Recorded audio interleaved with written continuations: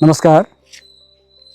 कुंडों के डांडा के रहस्यमयी इतिहास के बाद आज मैं आपको लेकर आया हूँ उत्तराखंड के घने जंगलों में छिपा एक ऐसा पुराना इतिहास जिसके बारे में बहुत कम लोग जानते हैं। सोचिए, आप घने जंगल के बीच अकेले चल रहे हैं, चारों तरफ सिर्फ पेड़ है, हल्की सरसराहट है और एक गहरा सन्नाटा। अचानक आपके सामने जमीन के नीचे उतरता हुआ एक पुराना रास्ता दिखाई देता है। मन में पहला सवाल यही आता है, ये रास्ता जाता कहाँ होगा? मेरे मन में भी यही सवाल आया था जब मैं खुद यहाँ पहुँचा।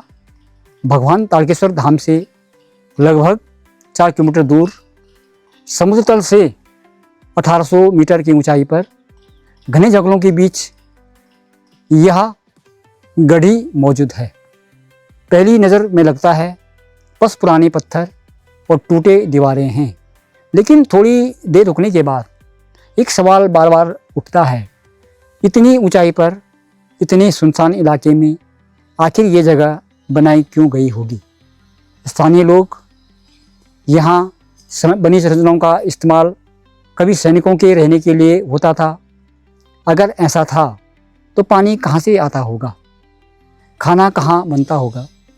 रात में पहरा कहाँ दिया जाता होगा?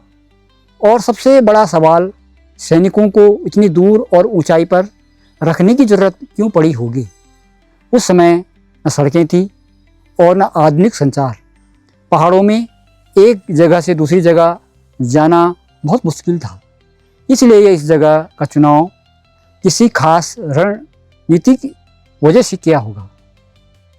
ऊंची पहाड़ी, चारों तरफ जंगल और आसपास के इलाके पर नज़र रखने की पूरी सुविधा। पुराने समय में सुरक्षा के लिए ये जगह बहुत महत्वपूर्ण हो सकती थी। लेकिन सबसे रहस्यमयी बात है भूमिगत सुरंगों की कहानी। लोग कहते हैं इस इलाके के नीचे कभी लंबे भूमिगत रास्ते बनाए गए थे। कुछ लोग इनकी लंबाई कई किलोमीटर तक बताते हैं। कहा जाता है कि इनमें पत्थर की सीढ़ियाँ थी, रास्ते थे और हवा के आने जाने की व्यवस्था भी थी।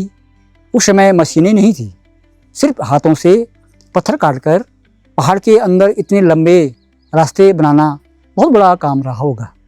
सवाल ही है, ये रास्ते क्यों बनाए गए होंगे? खतरे के समय भागने के लिए या किसी और मकसद से? पहाड़ी की तलहटी में एक पुराना ढका हुआ कुआं भी है। लोग बताते हैं उसमें पत्थर डालो तो नीचे पानी जैसी आवाज़ भी आती है। क्या कोई प्राकृतिक जल स्रोत है या पुराना समय में पानी की कोई व्यवस्था थी? इसका जवाब अभी तक साफ नहीं है। यहाँ आज भी बड़े बड़े बांस के पेड़ खड़े हैं। कहा जाता है सैनिक इन्हीं पहाड़ी परिस्थितियों में रस्सियों से चढ़ाई और ढलानों पर अपनी तैयारी किया करते थे। मतलब ये जगह सिर्फ रहने की नहीं, सुरक्षा के लिए, सैन्य तैयारी के लिए भी रही होगी। लेकिन आज यहाँ पहुँचकर सबसे ज़्यादा जो महसूस होता है वह है सन्नाटा। न सैनिक, न घोड़े, न कोई दरबार, घना जंगल, हवा और पुराने पत्थर और जंगली जीव। उन पत्थरों के बीच खड़े होकर मन में सवाल उठते हैं, इन पत्थरों को कौन लाया होगा? किसने काटा होगा? इन दीवारों के पीछे कौन रहता होगा? रात में यहाँ कैसा माहौल होता होगा? मैं यहाँ सिर्फ एक पुरानी जगह देखने गया था, लेकिन जब मैंने इन संरचनाओं को अपनी आंखों से देखा और स्थानीय लोगों से बातें सुनी तो लगा इसे सिर्फ खंडहर कहकर आगे बढ़ जाना सही नहीं होगा। यहाँ कुछ तो है। क्या था? अभी पूरी तस्वीर साफ नहीं है, लेकिन पत्थर मौजूद हैं, संरचनाएं भी मौजूद हैं, स्थानीय कहानियाँ मौजूद हैं और सवाल भी मौजूद हैं। अगर सारी बातों को जोड़ें तो इतना ज़रूर कहा जा सकता है, राजगढ़ी कभी एक महत्वपूर्ण जगह रही होगी।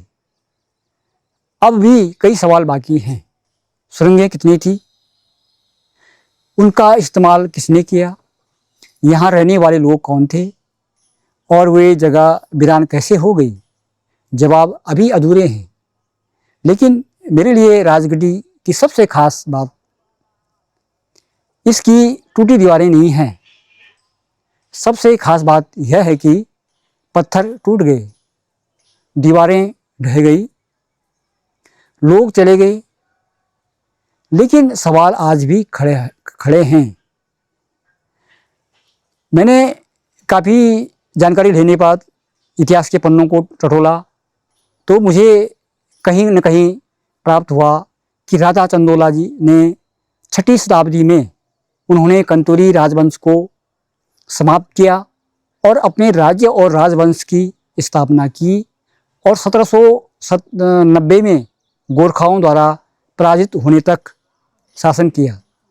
अगर आपको उत्तराखंड की ऐसी जगहों की कहानियाँ पसंद हैं जहाँ इतिहास जंगलों और पुराने पत्थरों के बीच दिखाई देता है तो मेरे साथ बने रहिए। और अगर आपके आसपास भी कोई ऐसी पुरानी जगह है जिसकी कोई कहानी आपने सुनी है तो कमेंट में ज़रूर बताइए, क्योंकि क्या पता अगली कहानी वहीं से शुरू हो जाए। नमस्कार, धन्यवाद।